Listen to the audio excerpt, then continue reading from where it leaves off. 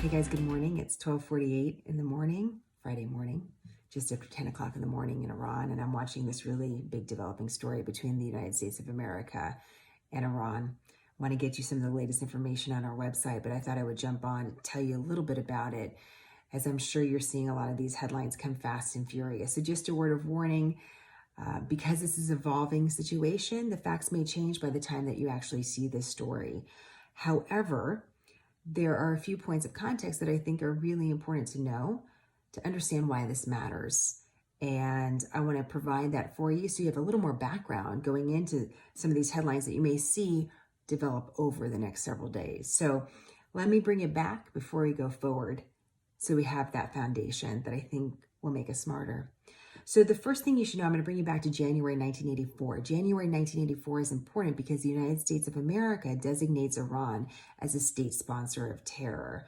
There are only a few countries that have this same designation. North Korea is one of them, Syria is one of them, Sudan, and Iran. Iran has had that designation from the State Department, which means that we can levy certain sanctions on Iran because the United States of America believes that they're sponsoring terrorist organizations around the world. That designation since 1984 has not changed. So Republican, Democrat, doesn't matter the politics or the policies. The Congress that's changed, the elected officials that have changed, what's transpired over the last several decades, that designation has remained. And I think it's important that you keep that in mind. The next thing I want to tell you about is what happened in September of 2018 in Basra, Iraq. If you were following Smarter News at the time, we covered this story, but I think it was a really underreported story. In Basra, Iraq, in September of 2018, America evacuated our consulate there because of threats from Iran. America was very direct, blamed Iran for rocket attacks on the consulate. There were protests happening in the streets for a variety of different reasons. Iran was blaming America, America was blaming Iran, but it was a very volatile situation. And America evacuated our personnel and temporarily closed down our consulate there at the time. Now, a lot's happened since September of 2018 until today. But I'm bringing up that situation in Basra because there are similar themes and parallels that exist. America pointing to Iran, saying that Iran is threatening the safety of our people in Iraq specifically. So you should know that there's that background there. Over the last year or so, we've covered a lot of different escalating tensions between our two countries, including Iran's attack on an oil tanker in the Strait of Hormuz, an important waterway, downing an American drone in the region, Iran's attack on a Saudi oil field. I mean, there's been a series of different events, but here's what's happened over the last week. And this has been fast moving. So if you've missed part of this, do not worry. This has been happening very quickly. A few days after Christmas, an American contractor was killed in Iraq and several other Americans were injured. I cannot tell you that person's name or who they are, which is interesting, but I don't want to speculate. It's just that we don't have all that information. And I like to make the news personal for you because it's important when we know that someone lost their life in service to the nation, but we don't have that information. We only know that an American contractor was killed on an Iraqi military base where there were other Americans and other Americans were injured. We also know from the Defense Department that since October, there's been a series of escalating attacks on this particular military base. And it's been something that has been continuing to develop in severity. And so, unfortunately, these rocket attacks were successful and an American was killed. America blames Iran for this and a militia that is Iran-backed. And so America, in the days that followed this, ordered airstrikes on this particular group. And a few dozen people were killed in Iraq and Syria in retaliation. After that happened, you might have seen some headlines about what transpired at the American embassy in Baghdad. There were a series of protests, violent protests, hundreds of people that have breached the wall of this compound, and America sent in extra support to the area. It looked like this tension was really bubbling up, and then it kind of slowed down. until the last 24 hours. And what we learned over the last few hours is really important.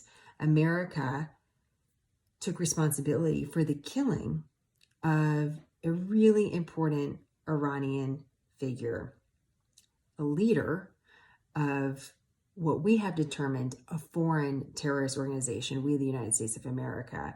His name is General Soleimani. He is the leader of the Quds Force in Iran. That's a part of the Islamic Revolutionary Guard Corps, which is part of the Iranian military.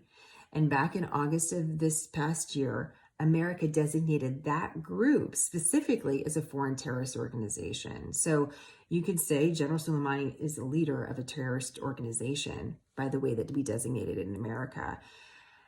It's hard to make comparisons about who he is compared to, what would his parallel figure be in America. It's very difficult to explain that because it's a different sort of structure, but he's a very important figure in Iran, has been very important in Iran for the last 2 decades. And according to America, instrumental in Iran's orchestration of different terrorist events around the world. You could maybe call him a mastermind. You can call him a planner. He has the title of a general, but he also is involved in politics. He's a crucial figure in Iran, a crucial figure to the structure of this particular part of the military. And that's what's the big unknown. So why does this matter? Why does this matter? Why does his death matter? It's because he's a crucial part of the Iranian administration for the last 2 decades. And America points to him and this particular part of the Iranian military for killing U.S. soldiers in Iraq during the Iraq War and being instrumental in terrorist attacks around the world. Very high stakes. It's a very high stakes killing. Very high stakes. And there's a big question about what comes next because tensions between Iran and the United States have been simmering and escalating. Now the question is what will happen? We hear from the Ayatollah in Iran, the supreme leader there, that there's going to be retaliation. What that means, we don't know. And so here's where we're getting to the unknown, and that's where I want to stop because I don't want to speculate. The one thing I do want to point out to you, though, is while there are many that are saying, well, Iran is going to come back to the United States with force, I think you should also know there's a lot going on in Iran. The United States have kept sanctions, economic sanctions on Iran. There's a lot of economic issues in Iran right now. In November, Iran raised gas prices very suddenly that led to protests in the streets. And the Iranian regime had to violently put down these demonstrations in the streets. So there's some unrest there. And it's important to point that out as part of this dynamic too. Lots unknown. We're only in now the 3rd day of 2020. And it's the unknown that I think is the big takeaway here. Where our relationship, the United States relationship with Iran goes from here, no one knows.